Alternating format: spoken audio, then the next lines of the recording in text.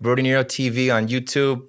Big DJ sets, big podcast interview, awesome guests, the best vibes. Before we get started today, please like, comment, subscribe to the channel, show some love, connect with us on Instagram, Brodie Nero TV, and let's get rocking. Man, I'm here with my friend Mika. What's up, my bro? Thank you for inviting me in. Yeah, no doubt. So Mika is a Grammy award-winning engineer. He's worked with big acts, Mac Miller, Pharrell, Kanye West, and a whole bunch more. Welcome to the show, dude. Curious, you spend a period of the year, pretty much every year now, I think the last couple years in Bali. What makes Bali special for you? Why do you like spending so much time here? Well, man, thank you so much for having me, first of all. And Bali, man, that place made me feel a little bit more home, I think, and made me feel balanced. That's where I was having a hard time to leave this place.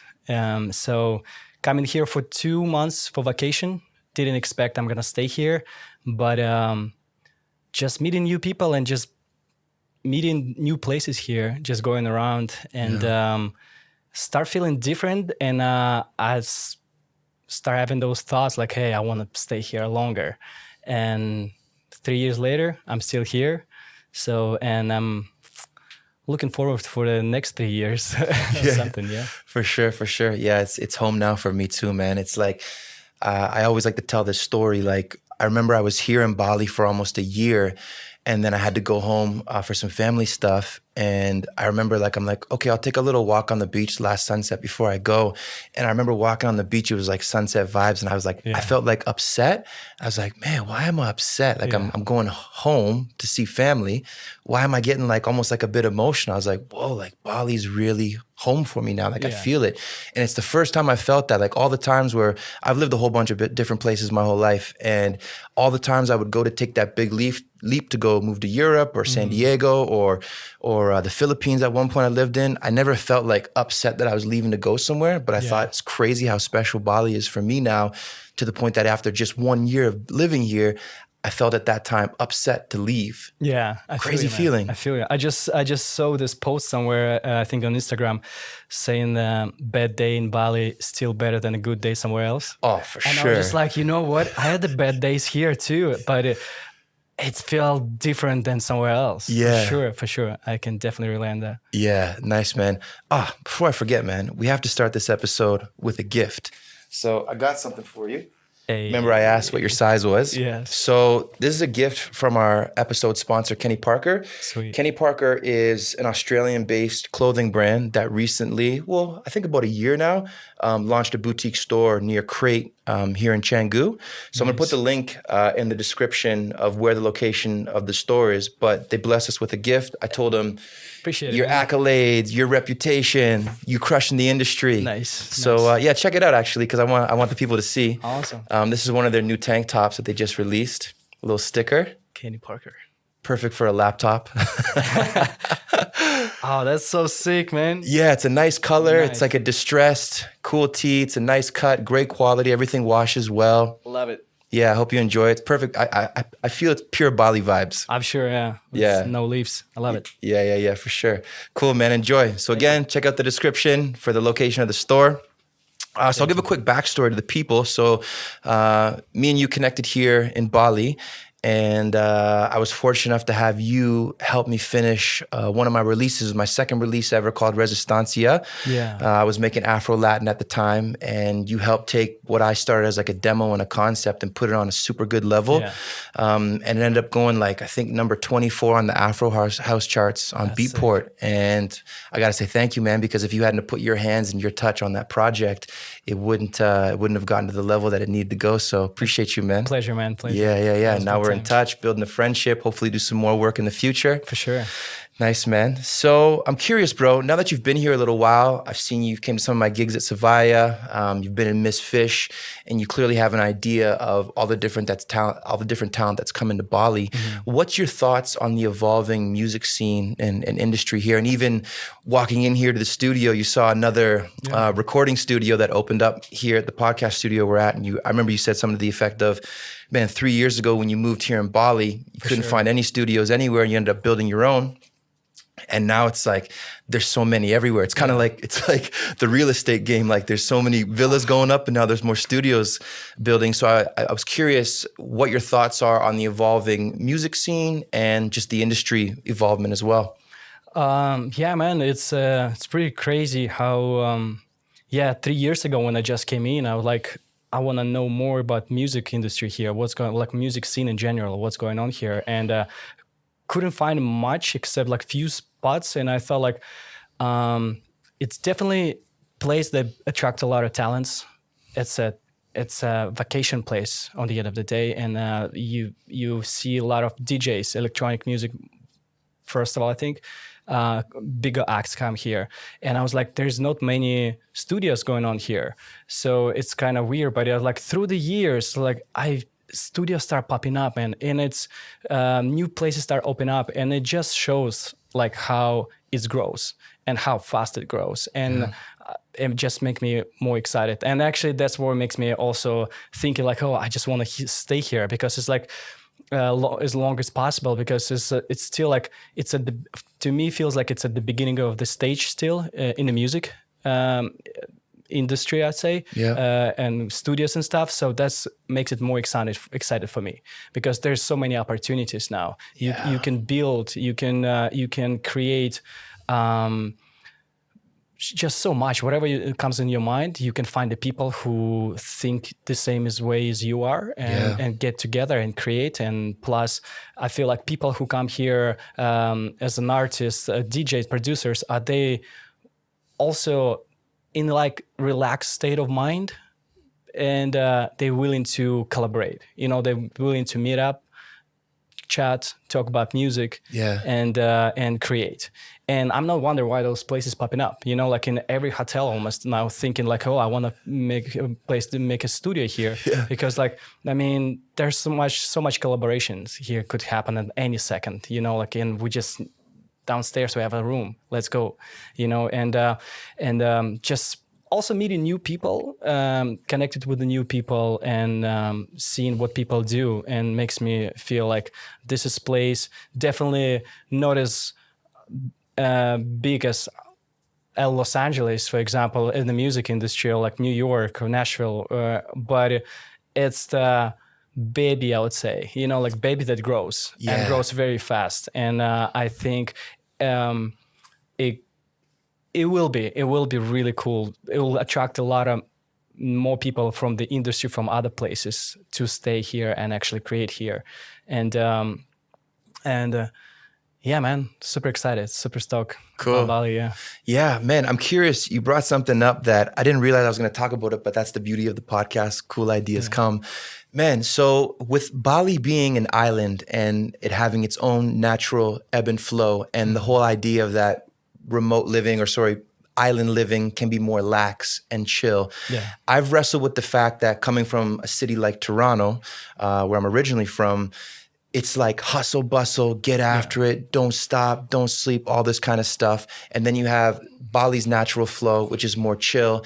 And I've noticed that there's expats that move here that really get after it. And then there's a bigger majority of expats that move here that are like, it's island, I'm chill, I'm moving at my own speed.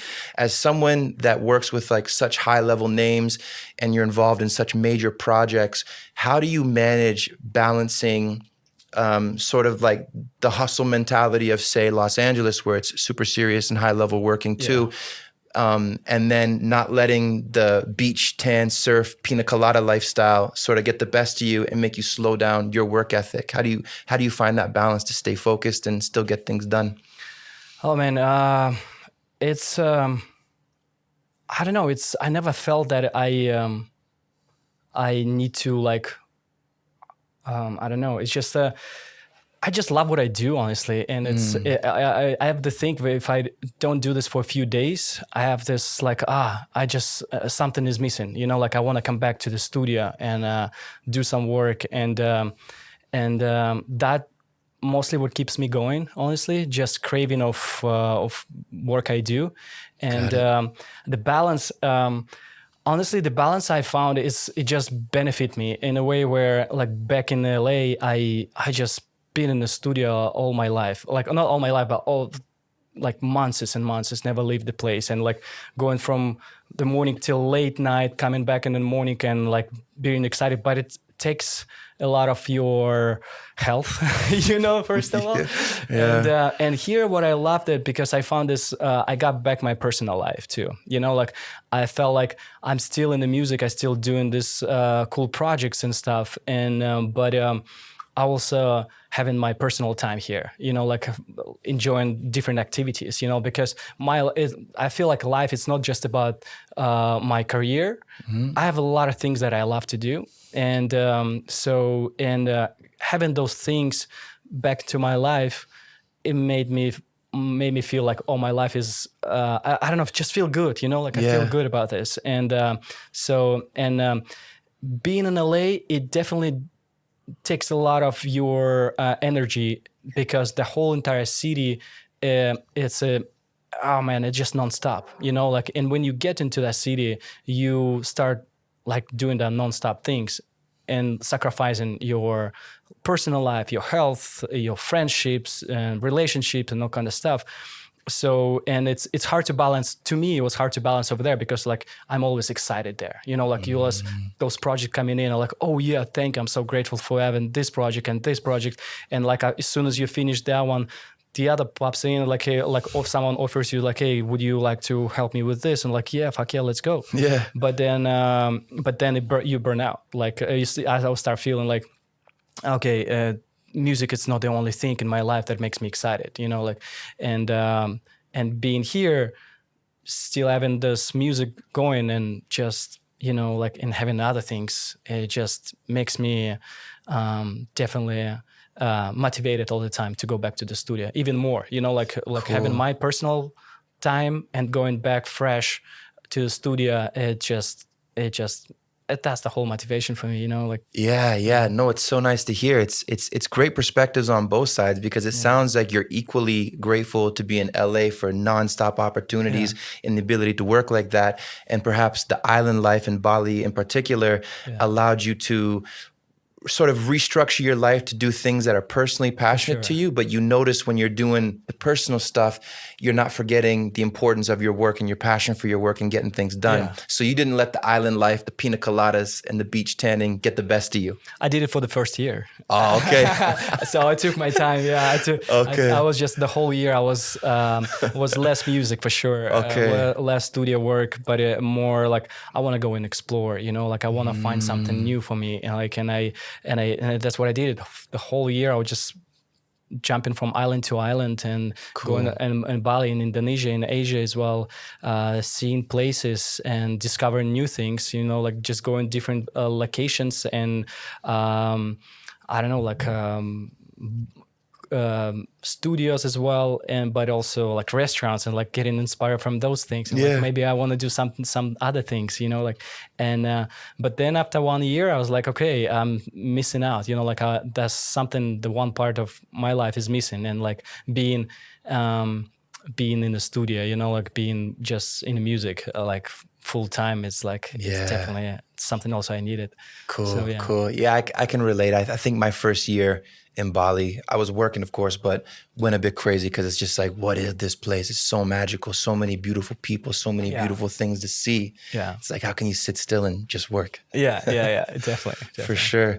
Cool, man. So I want to digress a little bit and go a bit back to your origin story and your entry point into music. Yeah. But first of all, I just want to share a couple of things so people really know who's sitting here right now. So Mika has a Grammy, 5 times platinum certifications, and 1 gold. And let me just go through this here.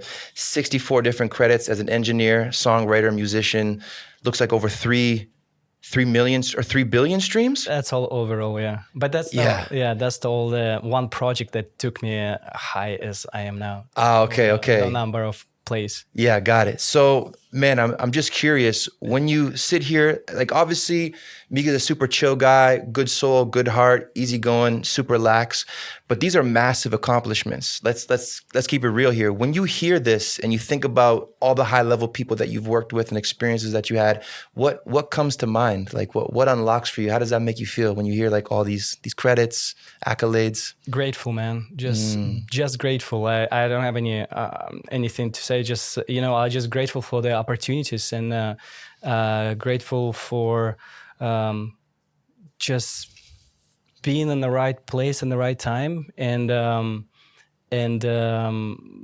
you know and grateful for the experiences, like learning experiences. And without those projects, I don't know where we'll be now. I guess nobody knows where I'll be if I didn't do those projects. But Yeah. it definitely made me feel more confident after those projects. It was really hard it wasn't easy, to be in the room with those people, and because it's a lot of stress, it's a lot of responsibilities, and that I don't, like any minute you can be out. It's like the feeling, the pressure I had. Wow. And just surviving through this time, and also just doing my best of what I can do for to serve those people in a way to make their vision, to help their vision to be successful or just come alive. To me, it's also been incredible learning experience, because I've been just being in the room, just being able to watch the people, the way they do stuff and the way they think, and the way they have the visions, and how they pursue the vision, how they achieve this vision, and the freedom of thinking and freedom of ideas and the workflow is, to me, it changed a lot of stuff, the way how I've been doing until like how I do things now. So, and the confidence of that my work, it definitely level up. And Nice.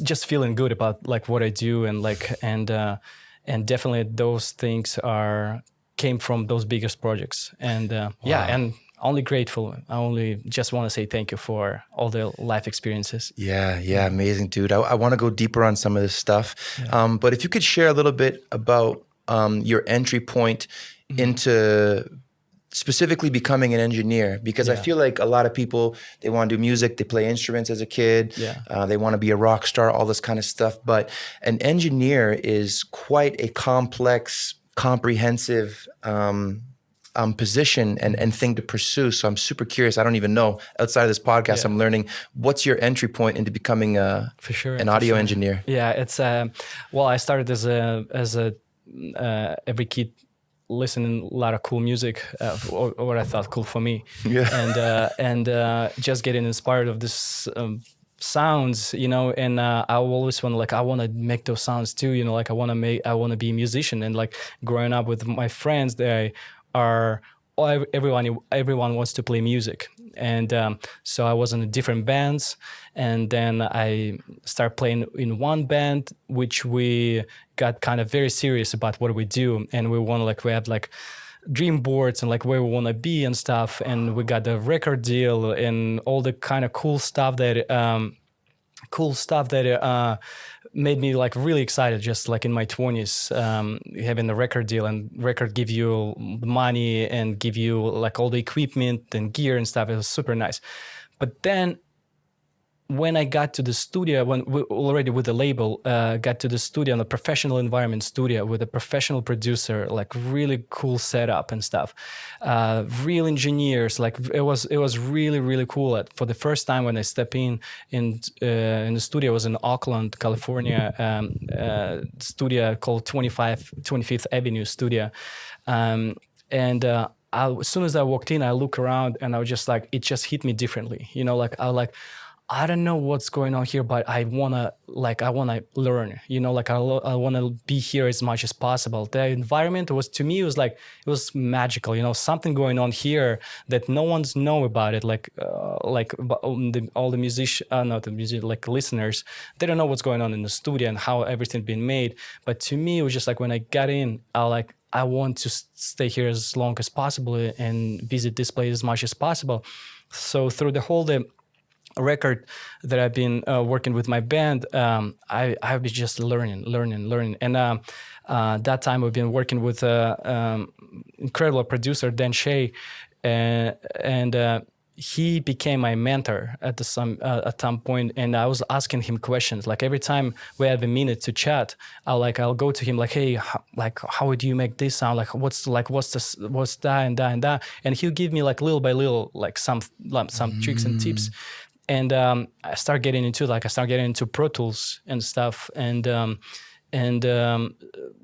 just is more I start learning, is more I start feeling that I actually love being behind the scene of music instead of being like as a musician go on tours and stuff. That was really cool for me, like I was like being with the friends and going on tours. It's incredible, but it's more I spend time in the studio. That's where I feel like, oh, this is my home. This is where I want to stay, and because of amount of that knowledge I can get from that stuff, I felt like it's just endless. And I felt like I was feeling so hungry to know as much as possible, because I also felt like I have a limited time in this place. So I want to bug people and like learn as much as possible. And and I start feeling like, yeah, this is my place. But I wasn't really like understanding, like I had the feelings, but I wasn't understanding that, oh, I'm going to become engineer and stuff. And but after the studio, I was still doing the music with the band, but also doing some productions for other people and some my own stuff. And when I do some production, I was like, I love the way it's the melodies and stuff, everything is cool, but I just hated the way it sounds. Like I compare like always A and B with like I don't know, like radio records and stuff. Like, oh, my song is just like, oh, like some production I've made for someone, it just sucks. Like it doesn't compete with any of those people on the radio, for example. And that's why I was just like, okay, I just wanna learn. I wanna find out why. And I started digging in more and more and more. And at some point, I don't know when does it happen, but I just stayed in the studio for majority of my time instead of being in the rehearsal spot, and it's like it was like a natural transition to engineering world. But beside that, I also do production for other people, and I enjoy this because I feel like production, composing, and all kind of stuff. It's also helped me with engineering. It helps me to understand the artist better instead of just like, oh, I know how to make it sound cool, but it also makes me understand where the artist was going at the beginning with his production, like by doing more production stuff. Cool. Yeah. Wow. So in your mind, talking specifically now about engineering and production, I'm sure you could go really complex and deep with this stuff, but if you could come up with like a synopsis of it, in your mind, what makes a well-engineered record? Because I can tell from my own experience when I download certain songs or people send me stuff, there's songs that have certain traits and attributes, perhaps a super strong, very present and prominent bass line that I lean in towards because I feel it. And then there's other times when I'll be mixing as a DJ. For example, I was recording yesterday and I brought in a song and I didn't even realize, I guess I didn't listen before, the song sounded much weaker and quieter. Yeah. Not that it sounded muddy or not clean, but it just wasn't as powerful. So in my mind, I'm starting to think about what attributes that I feel is a well-engineered record. But from your experience, what do you think makes a great sounding record? To me, first of all, it's understanding and listening client, like the artist. And before I start doing anything, if I have a chance to chat with the artist, I will always do that. I want to know what their vision, where they try to be with the specific song, with this album, or with EP, and having clear understanding their vision, it makes me to do the right moves. And so yeah, before I even start jumping on it, I will, if I can, have a chat for sure. And because on the end of the day, for me, it's not about me. It's not about me like doing cool things for the record. It's all about the artist and all about the vision, all about the message, what they try to say or what they try to show with this record. And my job, I clearly understand this, it's just to bring that vision, artist vision, to life and help them to bring that vision to life. So, and to me, that's what is been working for me, and it's also a lot of fun, honestly, because like it is if I'm getting so excited when I like I know what you're saying, like I know what you're talking about, and I know how I can help. Like when I do that, that's like I feel like I did my job really good. Instead of like, oh yeah, I'll make your record. Yeah, it's fine, but it's like I don't even know what do you like. I just want to like put myself in there instead of like bring the artist, highlight the artist more. Got it. Yeah, that's I think for me is, but I think in the general too, like if it's for any engineer is like that job to serve, to serve artists, and if you clearly understand that, then I think you become better engineer in general, like or anything. Oh yeah, I think or maybe in any business, like because that's how I feel. It's most of the time it's not about me, like when people come to me for help, it's all about them, like and so and I just try to do my best and to understand them, listen them, and yeah, listening. Cool. That's the thing, I think. Cool. I like it, man. I'm curious, in a time where, especially post-COVID times, working remotely, doing things not together has become a bigger thing. And it seems we're keeping these habits and these new lifestyles, again, post-COVID. Talking about the comparison of working remotely with someone versus working together, the pros and cons of both. I'm curious, what do you like more, working with someone remotely, working in person, and what are some of the pros and cons maybe to both sides? I'm an OG guy, honestly. I'm still loving being together with the person in the room, create together. It's just the moments. A lot of time in music, I felt through my experiences, it's a capturing the moments, like it's capturing what exactly happening in the room. And a lot of times, bouncing file back and forth online, I felt like we're missing out on this. Like someone throw me idea and like, okay, I listen idea, made my part, send it back, and we just like bouncing those files. It's cool, we get good results still, but man, being in the studio with artists and in this specific moment, anything can happen. Like any fail on my end can bring to spark new cool idea. Like you made a mistake and I thought it's a mistake, but the artist is like, hey, what is that? Give it back to me. Like let's leave it this. Cool. Like, but I thought like, oh, I actually thought it doesn't work here. But then by the time we finished, I was like, holy smoke, I did it by accident, but actually works so well. And we will never be able to do this remotely, like that, just being in this space. For me, personally, if I have opportunity to be in a space with a person, I always fly in and I always go there to the studio or any place like houses or anything like that and work together. And it just some kind of magic that can be created being in the same space together. It's always be the magic, Yeah. I love it, man. Even for this podcast, I've been doing a lot of just market research, seeing who's out there trying to do this. And there's not a lot of people doing it. And I've seen people that are doing podcast interviews with other guests that they're doing it remotely. And it's cool. They're leveraging the fact that they can do it and technology's there, and I respect it. But the power of just sitting in the room with someone, like humans are supposed to really connect, I think that's where it's at. I believe that so too. Although, yeah, you still can do a lot of cool stuff remotely. Like it's not like this is the only way, but it definitely with all these technologies where you can run the session online and having everybody on a Zoom or and running a Pro Tools session live, it's also really cool. Like, and you can achieve really cool results and stuff with like almost zero latencies, and But I'm still like I don't think I'm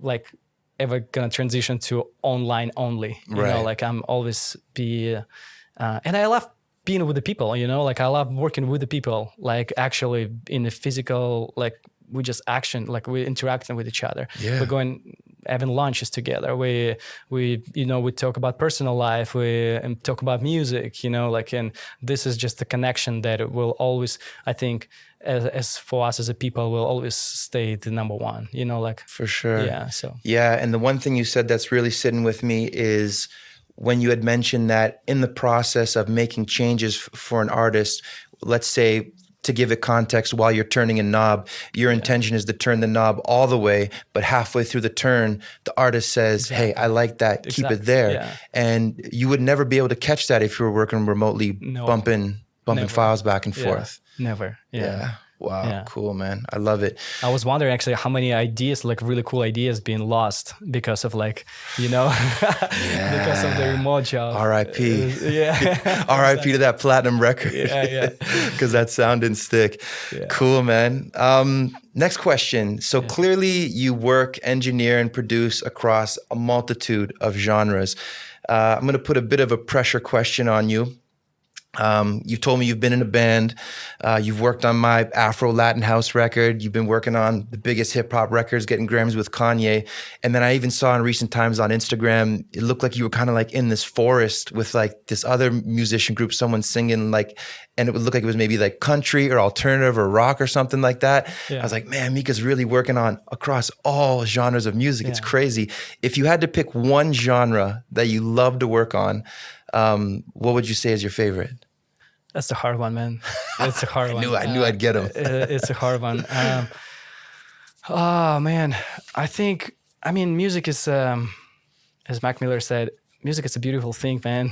It's a beautiful thing. Simple but well said. Yeah. So it's what I like about music is just it doesn't have a limit. It doesn't have a threshold, and you are. You know, it's not like you get into sort of position and you stay there through the whole of your life. Mm-hmm. There's always a challenge. There's always something you're gonna learn, and being able to work in different genres, it's one of the things that keep it very challenging.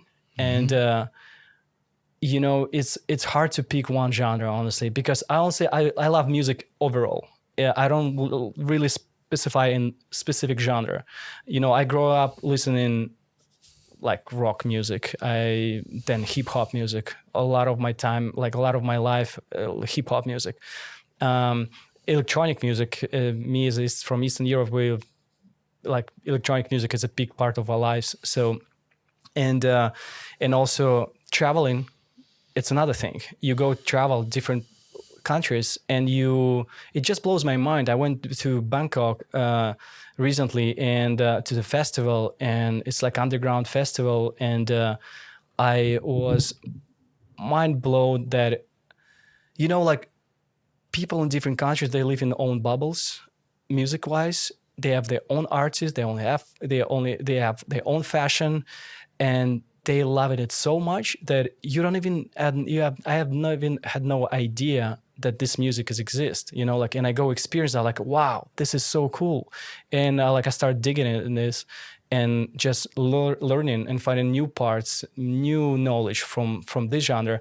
It makes me like, I want to discover more stuff like this, you know, like, or even like listening K-pop or J-pop, like, you know, like I'm not really like a big fan of this music. I don't really listen to this music, but hearing some songs in there, I was like, I want to know how those songs being done and like what they did, because they definitely have something in it. And like, you know, like, and it just always a challenge for me. Is like I'm always curious about like how they did it, like what's the secrets was in that specific song. So that's why it's like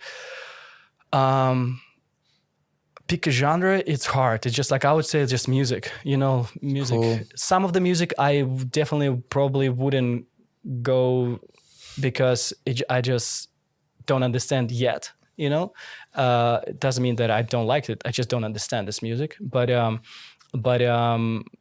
feel like every piece of music have something in there that I can, like I can find Kind of and connect connect with. with, Yeah. just a one element or something, and in, just can learn something from it and develop new skill from it and apply this skill for the stuff I'm working on.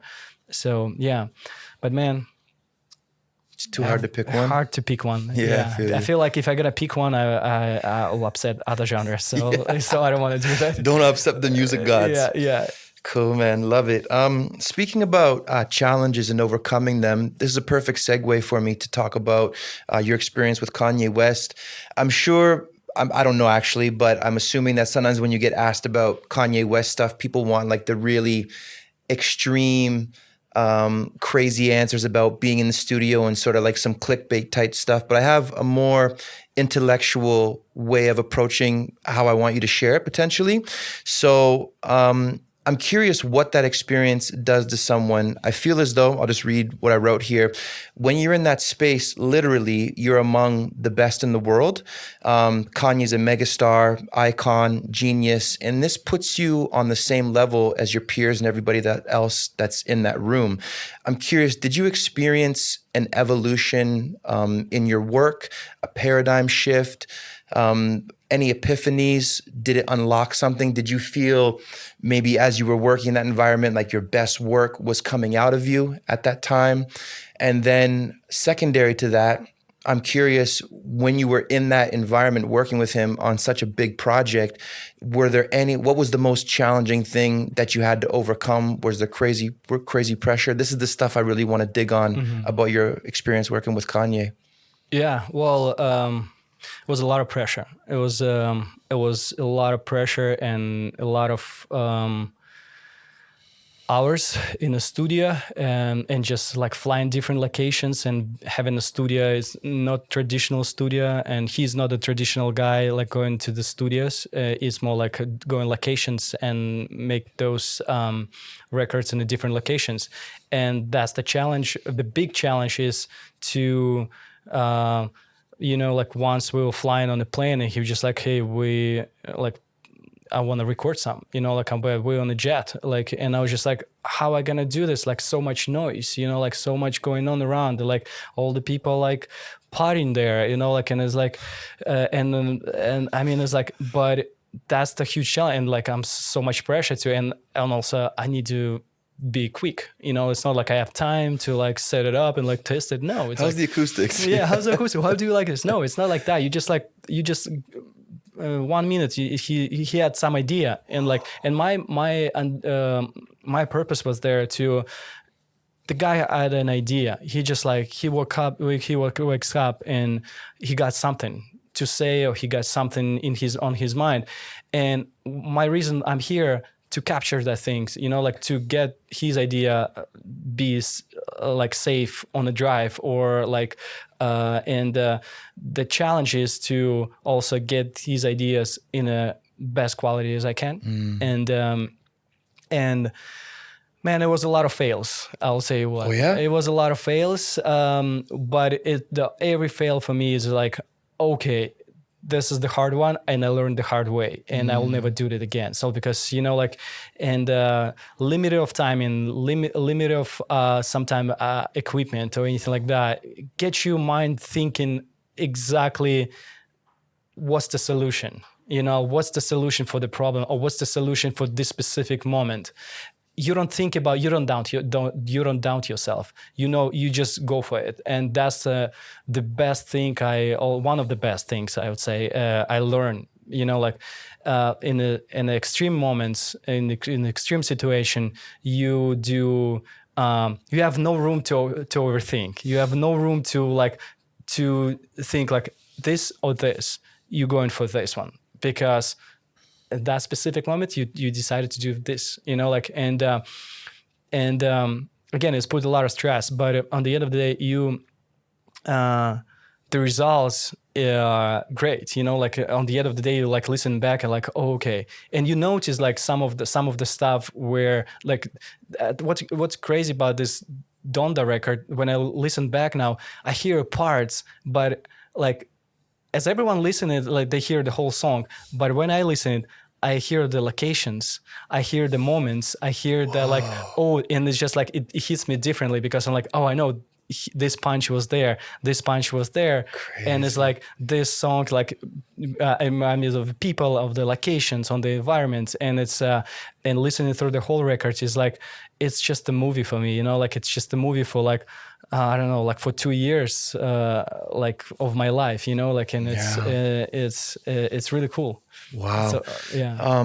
I'm just curious about like thinking process, how you feel, what it does to you. So I'm assuming, and correct me if I'm wrong, when you know you're walking into the studio to work with someone on that level, I'm sure there's a bit of anxiety, nervousness, questioning self-worth. Am I ready for Yeah. this kind of thing? And that's maybe how it starts.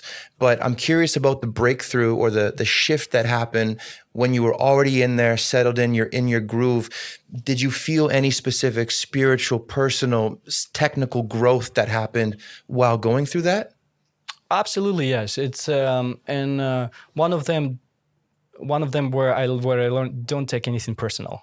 Mm, That was a big for me, you know, like because sometime in the extreme situation, I'll just go for the solution. I'll go for it quickly, and sometimes it maybe not the best one, and it drags you down. You know, like you feel like, or someone can say something, you know, like in that moment because everybody was just like so hype, so going for it, and like something didn't work out well, mm, and not taking things personally, it's a huge for me because I just like I isolate myself from people saying things because I know they don't saying to hurt me or like to say something.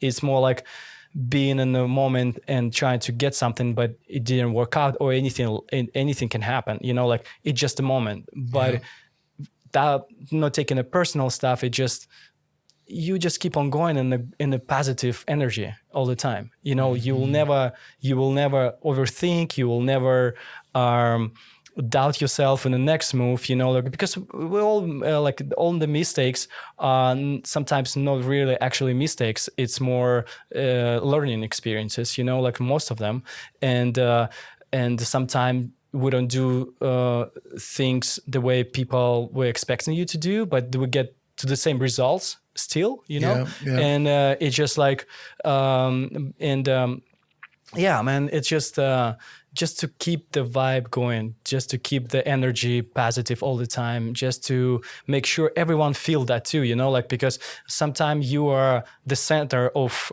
the whole studio process, you know, like, because everyone kind of look at you and put a lot of pressure with the eyes, you know, like, what are you gonna do, you know, like, what are you gonna do next, and like, and they're like, we want to do this and that, and you like immediately need to make this thing alive, you know, like Yeah. make this thing happen. And like in that moment it was like when one guy look at you, it's fine, but it was like there was like 15 guys who just like immediately your eye on you, you know, and you're just like, you know what, I'm just doing it, you know, like, and like I'm chilling, bro, I'm just doing what I can, what I feel good at this specific moment. And but being positive all the time, being good about this, you know, like, yeah, I'm inside of me, I'm like stressing out, man, I'm like so much pressure, but put a smile on and like, and just, you know, just do whatever comes in my mind, like in this specific moment. And you just like turn back, is it, you know, like, and everybody feel that, feel the good vibes, good energy. And if it's still something not right, they tell you, like, but we keep in the good vibes, and we keeping that energy going, you know, like, because Mm, as soon as like I've been in the studios where engineers or producers start doing like a diva little bit vibes and like start throwing energy, and this is not the right place to do that, you know, like, because for creatives people, being a creative, being in a safe environment, safe zone is very important. And part of the engineer or like other people in the studio to keep the energy positive, you know, like, so because we want to capture good things, you know, like, and not shutting a person down, you know, like if you even think that his idea is not gonna work, you know, because you know, like, exactly, I will still give him a chance, you know, like I'll still like, yeah, man, let's do it, let's try this, you know, like, and but him trying this, he becomes feeling like more confident and comfortable with everybody in the room, And yeah, this idea probably won't work, but his next idea may be the golden one, but if I don't give him a space and freedom to do this, he probably next time he will think, oh man, I shouldn't even try this, I shouldn't even say that, because I'll like shut it down. And the keeping good vibes, keeping a good energy, and it's the main key to have a good time. Yeah, man, I'm just hearing when you share everything, I'm really taking it in. I'm just hearing there's obviously a technical benefit and learning curves that advanced you as a professional, but then also a lot of like personal and potentially like as deep as like spiritual growth going through that type of experience. Yeah. Wow, so cool, dude. Thanks for sharing, man. Yeah, absolutely. The other artist I was curious to ask about was the collaboration and working with Pharell. I'm not sure if you could tell me a bit about the nature of the project and your involvement and how you put your hands on it and what you did to make it a success and put it out there. Well, yeah, Pharell is actually a thing where I started working at Conway Recording Studios, and Conway Recording Studios is like, it's my, first of all, it's my family, I think. The people I connected with on such a deeper level, and been with them for not a long time, unfortunately, but a few years. And having the trust of those people is huge for me, man. I tell that Conway Studio it's my university, like that's where I got my real knowledge. And from my manager, Stacy, she incredible person, and she like, I love her so much. She put so much trust in me, and she was giving me opportunities to be in the room. And specifically with Pharrell, I did as a second engineer. I helped Mike Larson. He is a main guy to do a few records there, and one of the best one was actually when he worked with Chris Martin from Coldplay for Global Citizen. They were doing the song together, and I've been a huge fan of Coldplay growing up, And I remember when Stacy put me in the room with those people, I was like, I was trying to be a cool professional guy, but I was like, man, I'm like, this is just like, I feel like I was dreaming, like being in the room and just seeing these guys work, I don't really like, my job was like to make sure everything is cool there, like everything is good technical wise, and like just experience that, it was huge for me, man. And also learning experience, like it's always and learn from a lot from his main engineer, Mike Larson. It just the way he approached things and the way he ran his process with those big artists, and just seeing Pharrell work, it's different because he's a different guy. He's a different producer. The way he approached music, the way he listens, and the way his ideas came out is like way different from anybody else that I've worked with. Wow. And it's just all, man, it's just great times, learning times. Yeah. In comparison to say the Kanye stuff and experiences, was it as high pressure a situation working with Pharrell and his team? Way less. Because I was a second guy there. So like I work. I wasn't really even directly communicating with him, like I was going through from Mike Larson, his main guy. So way less, and but still a lot, man. Just being in the room, it's you still that pressure. But it was, for me, it was preparation to Kanye, I would say, because that gig happened to me before Kanye. So like to me, it was just like all the artists that I work with, Conway Studios, got me ready to take off, and do, now I'm fully on it, and those gigs helped me to prepare me to survive through the whole Donda album, I would say. Yeah. Wow, dude. All the and it was less pressure for sure, but good enough to learn to survive through Donda album. Yeah. Wow, man, it's so cool to hear the stepping stones and the experiences that are challenging and prepare you and kind of build your armor and your mental and emotional strength and your IQ and everything to prepare for the next thing, Yeah. the next bigger thing. Wow, dude. Speaking of mindset, experiences, I'm curious to go a little deep on your personal belief system to manifest recording Kanye West on a private jet, collaborating and being a part of stuff with Pharrell, Mac Miller, everything you've done, man, and continue to do, and big things that are still on the horizon for you. What do you believe, aside from yourself, is like the catalyst and reason that all this is continuing to manifest for you? Do you consider yourself a spiritual person? Is there something you turn to in hard times or someone? I'm just curious. I always like to delve a little deeper on the Yeah. spirituality stuff. Oh man, I'm not like very spiritual person. I don't like Ubudian guy, you know, Yeah. like I'm not really like into that stuff, but I Yeah. definitely believe in some, a lot of people say God and spirits and stuff, Universe. universe. I think it definitely something going on there. And I, I definitely believe that we are speaking in energy flows around and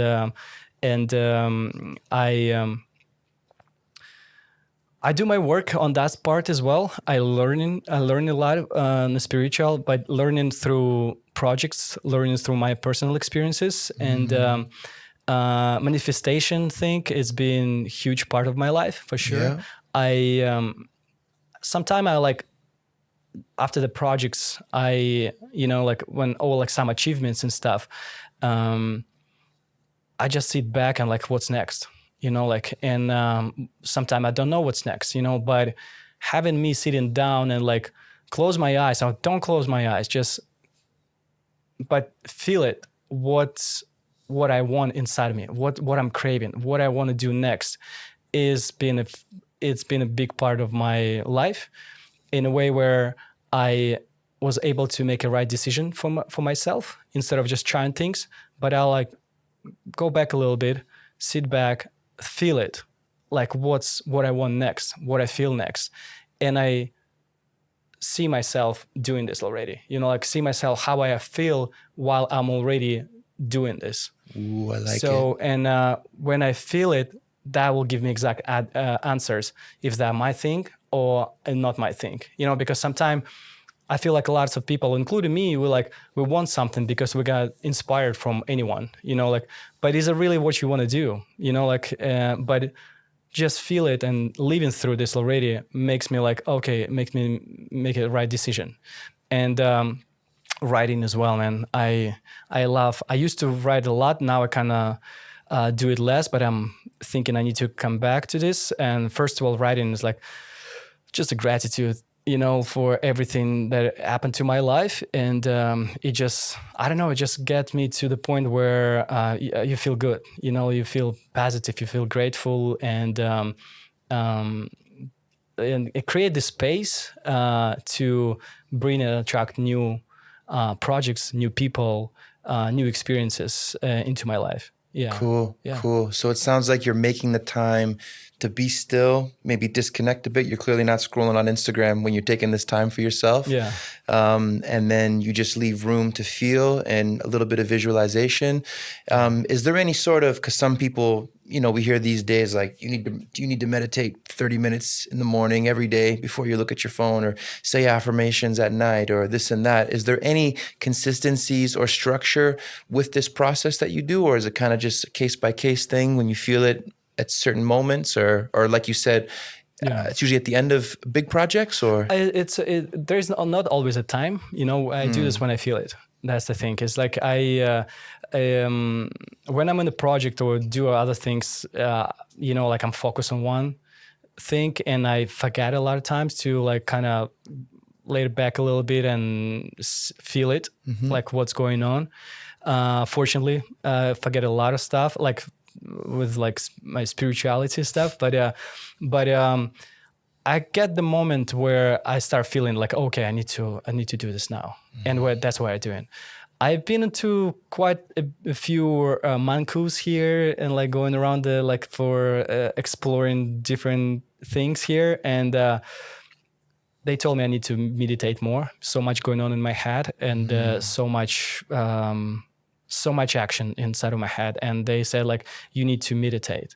So I did this 10 days of silent meditation, Vipassana. Whoa, you did it? I did it like through the 10 days, and it was an incredible experience, man. Wow. Like I learned a lot of stuff from this, you know, like, and I'm working on it, you know, like I'm working to get to this, like I'm working on things that makes me feel better, and makes me feel better for myself, first of all. So meditation has been a little bit hard for me to do it like every single day, but physical activities, that's what I made also. Cool. I exercise, and now surfing being a big part of my life, but physical activities being a big part of my life through the whole my life. So I never been like just sitting or like just working, and sometimes I get busy projects, so I skip that. But as soon as I have a time, I exercise. I play games like hockey, ice hockey, and back in LA, or just workouts with my body weight. You know, like just a simple one. Just move. Yeah. That's also a big part of my mental, I think, spirituality, health. I don't know. Yeah. It's all connected. Yeah. So yeah. Cool, man. I'm curious. Oh, and just quickly, so people know Vipassana, because I've been so curious about it too. 10 days of no phone. I don't even think when you're in the facility or in the environment, you're not even supposed to make eye contact with the people that are there. It's pure silence, no talking. No talking. Yeah. And then like when you meditate, you have to sit still in a certain position, which can be a bit physically challenging too. Yeah. Yeah, it's no joke, man. I can't believe you did that. It's hard. I almost slept on my third day. I went to the teacher and says like, hey, I'm sorry, but that thing is not for me. You know, like it's so hard. But she was such a nice teacher, and we talk, and she said like, just give it yourself one more day. If you wake up tomorrow and you feel like you want to leave, there's a set of things you need to do before you leave, but go for it. Go home. And I was like, okay, well, I wasted 3 days. Why not one more? Yeah. And on the end of that fourth day, I was just like, I start feeling it, some kind of transition, something in the mind where I got to the point where for the first time of my life, I understood what is meditation is. For the millisecond or the microsecond, I felt like I'm in the meditation state of mind. It was so quick, but it was so powerful for me that I need to stay through the whole entire course. And the most magical things happened to me on the 6th and 7th day.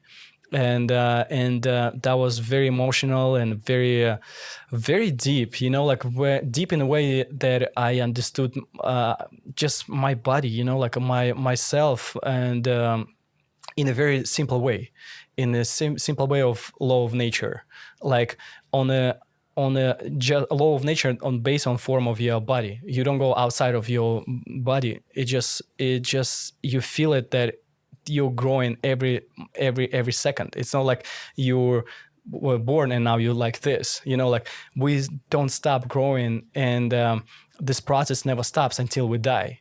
So, and that little like basic understanding of this made me realize a lot of things that I was like thinking of important to my life, but they actually not very important. And you switch your focus on the things makes you good as makes you a better person, or makes you just feeling good about yourself, you know, connected with other people, connected with this world, connected with like this universe, you know, like, and it was incredible experience, man.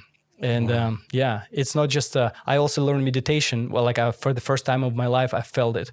And second of all, you become a little bit mature in your spirit and in your mind, you know. And powerful thing, man. I suggest everyone to do it. Yeah. Do you feel that set of 10 days, that one experience, still has positive effect and impact to this day? Absolutely, yes. Wow. Absolutely, yes. It's one of the experiences that that's why I say like you become a little bit mature in the mind. So in that thing, it will never goes away. I feel like that's how I feel now, like because I got those knowledge. Something need to happen to lose those knowledge for me, I think. But as for now, if it's just gonna stay with me. It's such a beautiful knowledge that makes my life more enjoyable and more understandable and less questionable, I think. Wow. Yeah. I'm sold. I'm gonna do Yeah, it. go for it, man. But you can also do like, you can do 10 days, or you can do like, I've heard there's like other ones that are 3 or 4. 3 or 4 days, but I'd say for the first one, just you go for hard, it. 10. go hard, man. Go hard or go home. But then you can do less. But I think me personally, the most beautiful things happen to me on the 6th and 7th day. So you have to work through in order to to feel it. Yeah. Super cool, man. Dude, moving through to the last couple questions. I'm curious now, what do you feel, given all that you've accomplished? You're doing so many different projects. We talked about video games, this whole 360 thing, 360 sound specifically. What do you feel is the next level for you? I'm curious, is it becoming so on demand that your fees for what you do double or quadruple? Is your services and how you execute things going to another greater level? Is it, scoring a movie for Steven Spielberg or something of that nature? Like, you do so many different things with the craft that you're becoming a master at. What's next for you? What do you want to achieve? Oh man, it's a good question. I definitely have been, at this moment, I'm having a lot of fun of doing sounds, making sounds, and engineering wise and creative wise for the picture. For currently me, an incredible producer, his name is Bingo. We kind of locked in together in the studio. He's an incredible, talented guy, and I'm so grateful to work with this dude. And locked in and compose, create, produce, and engineer at the same time. It's a challenge for me right now. Like it's something I've never done. I've done production, yes, of course, but it's a different, like cinematic stuff that I had this thing in my mind. Like I don't play games, honestly. Gaming is not my thing. But once I only play one game in my life, Red Dead Redemption. Yeah. And the music was in the game just blow my mind. Like I was like, wow, this is such a incredible stuff. Like the guy who created this music, he just made this picture be alive. Like the whole entire experience was just mind blowing. And I remember that day, I was just like, one day I want to just dig into this world, like I want to explore this stuff. Like it's a different approach of music at all, like in general, and from creative and engineering point. And this whole year I've been working with Bingo, as I said, composing the music for the video game. It's a mobile game, and oh man, it's definitely, as more I learn, as more I dig into this world, I wanna dive in more deeper and deeper. Okay, it's cool. Having my musical experiences from working with the artists and some other productions stuff, and applying this skills into this world and see what happens. Like lots of experimental stuff, a lot of challenges, but definitely makes me wanted to come back to the studio every single day and finish those projects. So, and after this project, I was thinking that could be a next chapter for me, where I want to do something for movies too. Like I want to have that field to cover that field too. Like, because that's what I said at the beginning. In music, it's one of the things that doesn't have limits, doesn't have threshold where you do only one thing.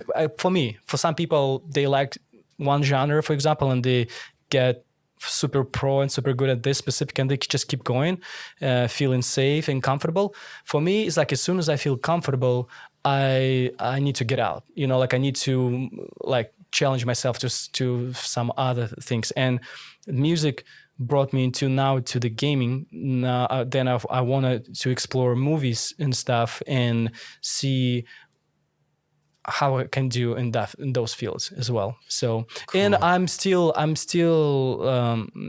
the artist thing will never goes away because Right. I just love doing this, and it's people just hit like lots of incredible artists messaging me like, hey, like, can we do this and this and that? So like, and I listen to music and I'm like, I definitely have something to say, like I have something to do on this, like, and if everything aligns, we just go for it, we're just doing it. Yeah, nice, dude. When you speak about movies, the deeper I get into music, I'm starting to pay attention to the sounds I hear in movies. Like I remember being at Dune 2 recently, and I was already impressed by the sound design. But I remember watching another producer post on Instagram, like when the guy's foot, like he jumped out of whatever the ship it was flying around, and like his foot hit the sand, and the texture of like the sand, the sound. Like I remember, like he even posted and was like, "Whoa, this is crazy." And I was like, "Wow, it's amazing to hear the minds of producers and sound designers like that granular, no pun intended, with sand, like noticing how the texture, how it sounds. Like it's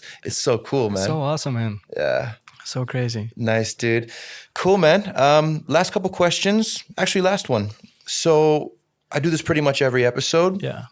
So imagine there's, I guess in your case, because you're engineer, producer, imagine there's an engineer, producer out there that he or she is not starting from zero. Let's say they went to school, they've graduated, they're working with a bunch of local artists, consistent gigs, a little bit of notoriety around their hometown, but they're really looking to build themselves up and break through their next level, work with international artists, fly on a plane somewhere and do something as crazy as you've done with big artists. Any tips or advice that you could give them to break through to that next level? Going from local to international, or, working with, again, smaller artists, bigger artists, that kind of thing? Oh man, it's there's no formula. There's no like specific way to do this. It's a hard work, first of all, and I feel like it's also a lot of luck. But luck, it's not just being lucky, sitting at home and just working on your laptop and never leaving your bedroom. You will never get lucky this way. Like you have to do. Luck comes with the action. That's what I feel, and that's the thing. That's the big test, I think, for everyone. If you're willing to put hours, if you're willing to do hard work, you have a chance always. Just keep on doing it. Like that sounds like very cliche. Keep on doing it and keep going. Yeah, but it is, man. Actually, it's like, but. Be smart about it too. Just don't just sit in the bedroom and make beats and don't send them anyone, or show up. Like go networking, go meet people. Don't be lazy. And it's like your hard work will pay off for sure, because what separates you from the person who will get something and the person who won't get anything, the person who will get, he did more action than the one who didn't. That's the simple thing. The truth is, some person send more emails, some person show up more and received like hundreds denies, but he was still doing this, and that's what will get you somewhere. And also, I feel like as long as you keep on going, you always have a chance. The only you completely fail, that's where you stop.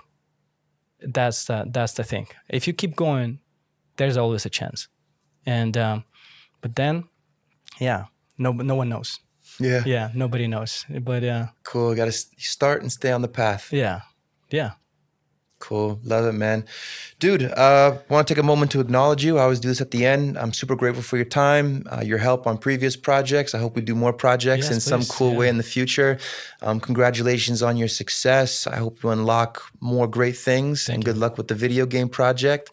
Thanks for being here, dude. Love. Thank you so much, man. Cool. So much fun. Got you. Thank you.